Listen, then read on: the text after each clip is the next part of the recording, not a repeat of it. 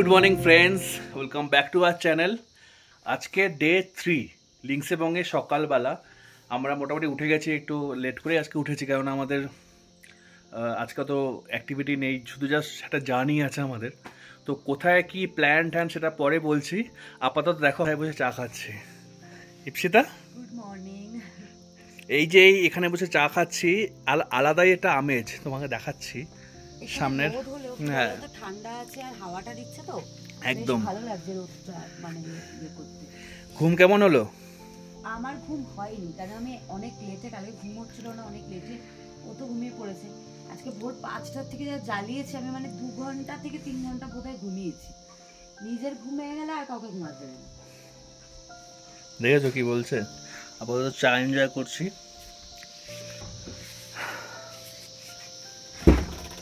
আজকে আমাদের প্ল্যান অনেক কিছু আছে, তো আপাতত তাকাতে বলছেন ওদের দিকে, তো তোমাদের সঙ্গে ব্লগে পরে কথা বলছি।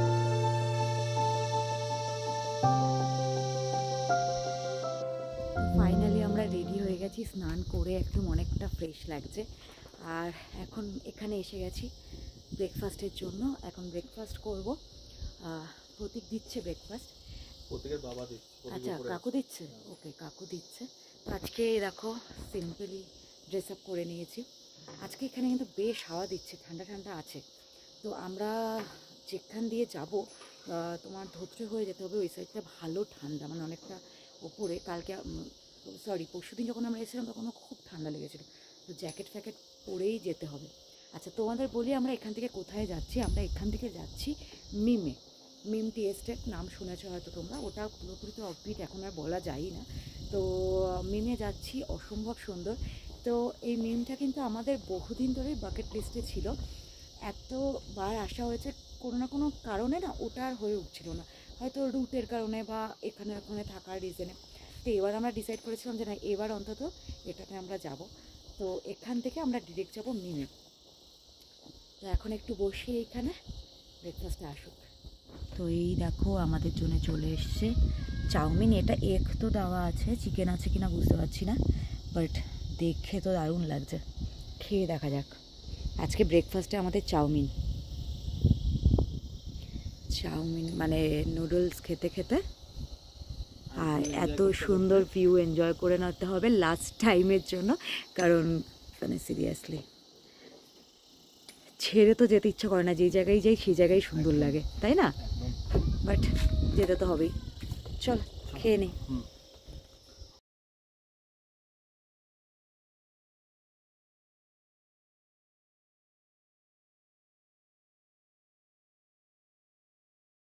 কিরে, কেমন ফিল নিচ্ছিস? শান্তির জায়গা, চা খাচ্ছি সেখানে বসে, শান্তি লাগছে।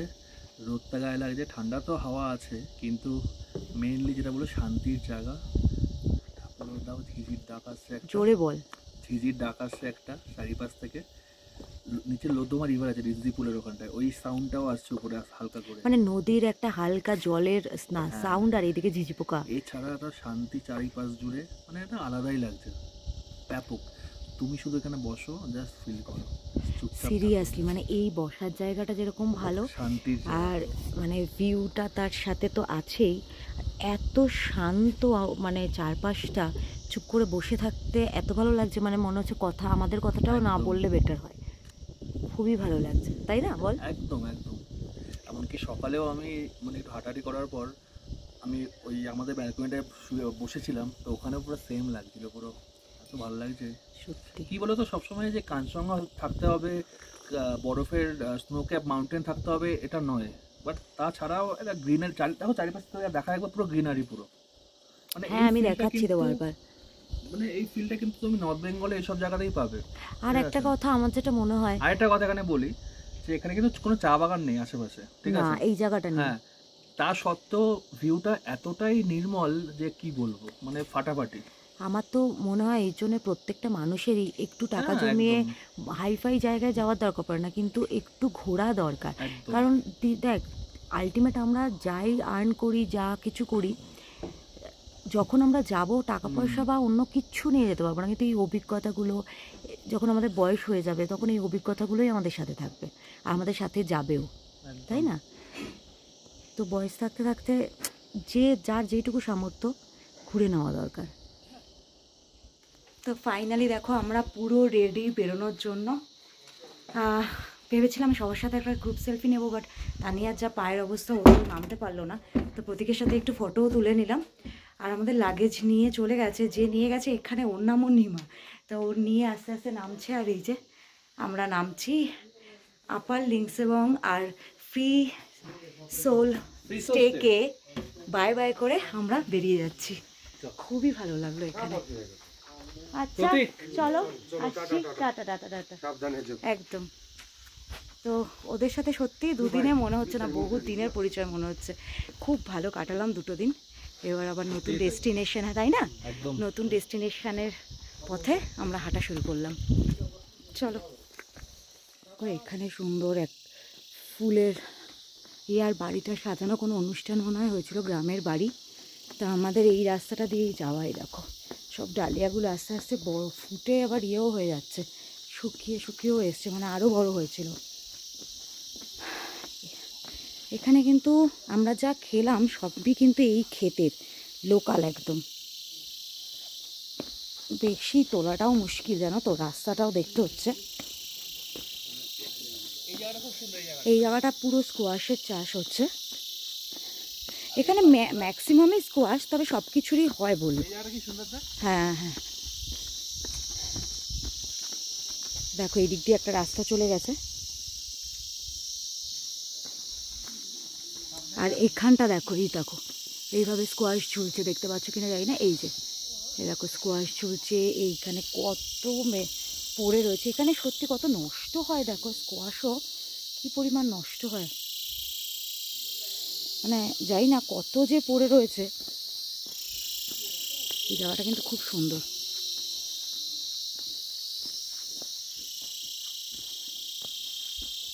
এই রাস্তাটা অনেকটা একটু ঢালু মতো আছে।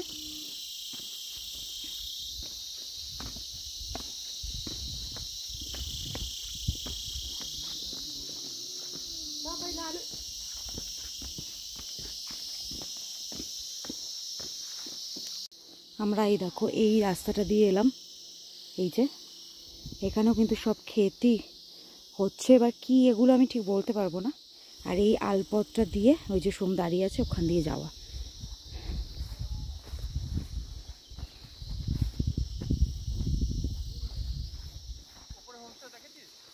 কোনটা রে? হ্যাঁ তখন যেদিন এসছিলাম সেদিন দেখিয়েছি।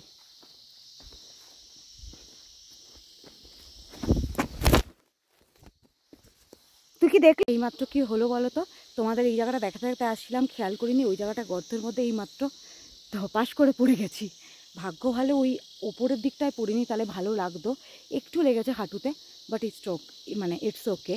তোমাদের এখান থেকে আরেকবার একটু লাস্ট টাইম ফ্রি সোল স্টে, এই যে আমরা এখানটায় ছিলাম, এই পাশে কটেজটায় ছিলাম এখানে।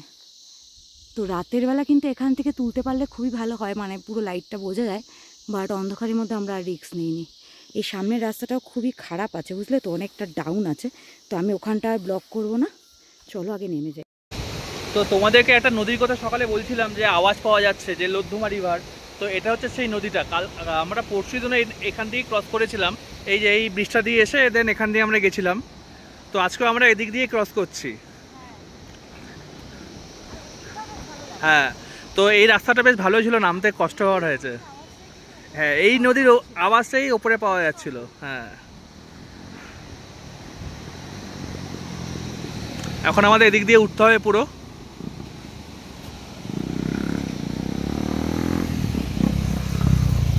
চল যাই।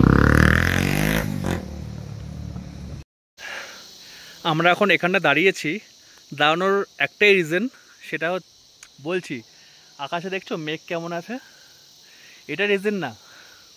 রিজন হচ্ছে এটা, দেখো ভিউটা দেখো খালি এখান থেকে। ওটা হচ্ছে আপার লিংসেবং,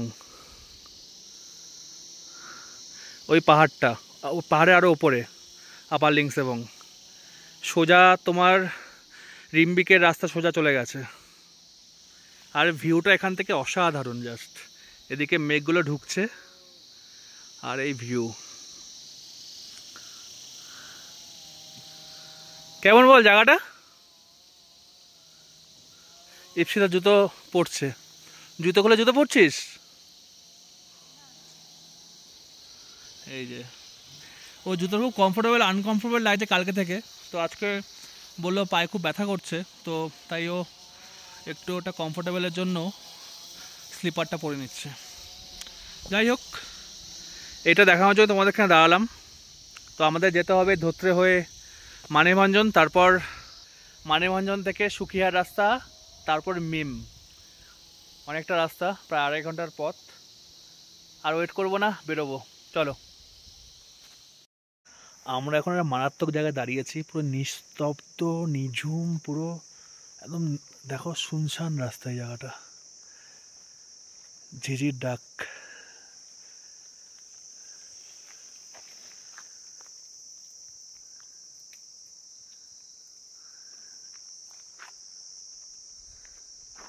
ব্যাকে দেখাচ্ছি, এই দেখো অসম্ভব সুন্দর এই জায়গাটা। এখান থেকে ধোত্রে হচ্ছে 4 কিলোমিটার। হ্যাঁ, রুটটা আমি বলে দিচ্ছি, তার আগে তোমাদেরকে আবার দেখিয়ে নিই জায়গাটা। দেখো এখানে আলো নেই, আকাশে যথেষ্ট মেঘলা হয়ে আছে, একটু আগে এখান থেকে মেঘ ঢুকছিল।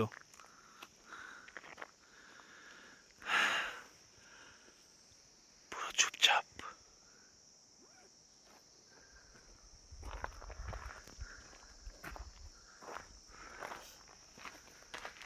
কিরম না জায়গাটা ইপসিতা? ওটা মেডিসিন খাচ্ছ, মাথা ধরেছে ওর একটু।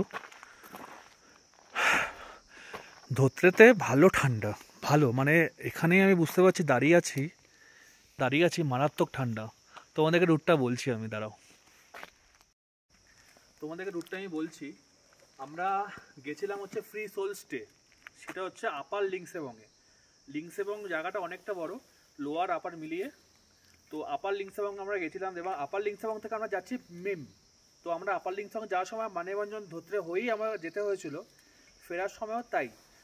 প্রথমে আপার লিংসেবং, তারপরে লোদ্ধমা রিঞ্জি পুল বলে একটা জায়গা আছে যেখানে ব্রিজ ক্রস করতে হয়, লোদ্ধমা রিভার, যেটা আমরা দেখালাম হতো তখন ব্লগে। হ্যাঁ, তো তারপর পালমাজুয়া ফরেস্ট ক্রস করে, ওটা পুরোটাই সিঙ্গল এরিয়ার মধ্যে পড়ছে, ওটা একটা বেল্ট বলা যায় একটা।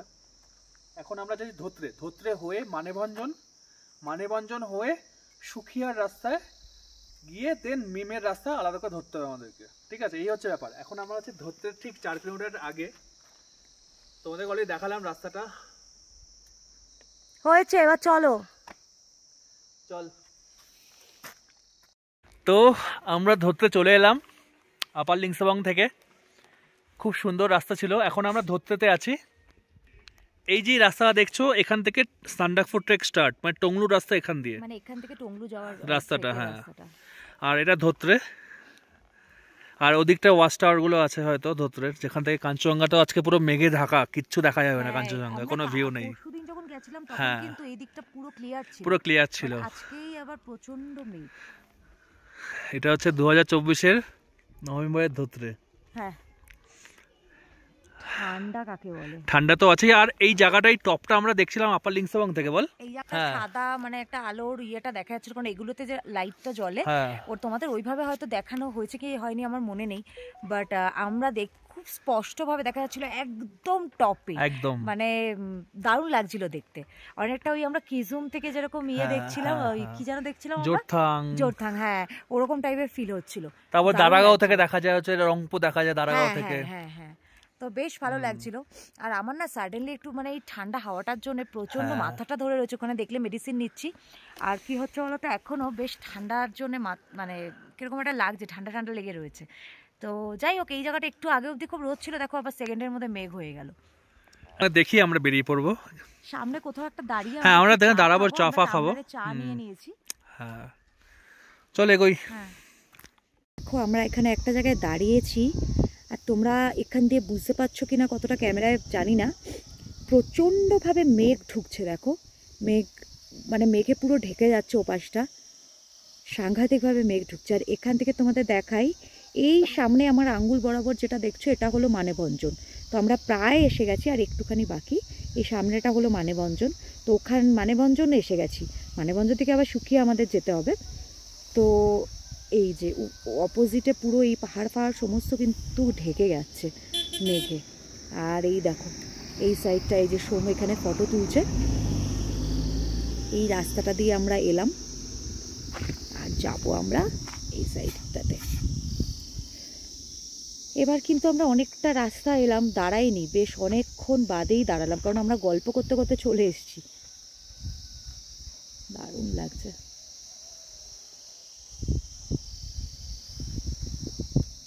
এখানে মানে ধরতে থেকেই এত ঠান্ডা, দেখো আমি সোম দুজনেই কিন্তু টুপি পরে নিয়েছি, কারণ শুধু হেলমেটটাই মানছিল না, ভালো মাথা ব্যথা করছিল, তোমাদের বলছিলাম, ও ঠান্ডার থেকেও হচ্ছিল। তো টুপিও পরে নিয়েছি, হেলমেটও পরা, ভালোই ঠান্ডা। আমরা ভাবছিলাম যে মানেভঞ্জনের কাছাকাছি এসে হয়তো ঠান্ডাটা কম হবে, বাট না, সাংঘাতিকই ঠান্ডা লাগছে। মেনলি কী বলো তো, যদি একটু রোদ থাকতো এতটা লাগতো না, বাট এত মেঘ, যার জন্যে মানে বেশ ঠান্ডা আর খুব হাওয়া দিচ্ছে। তো এই জন্যে এখানে দাঁড়িয়েছি ঠিকই, বাট হেলমেট আর টুপি কোনোটাই আর খুলবো না। এই 5 মিনিট মতো দাঁড়িয়ে এখানে বেরিয়ে যাবো, সময় ফটো তোলা হলেই বেরিয়ে যাব। আর এই জায়গাটা দেখতেও খুব ভালো লাগছে, তো ওই জন্যই আর কি।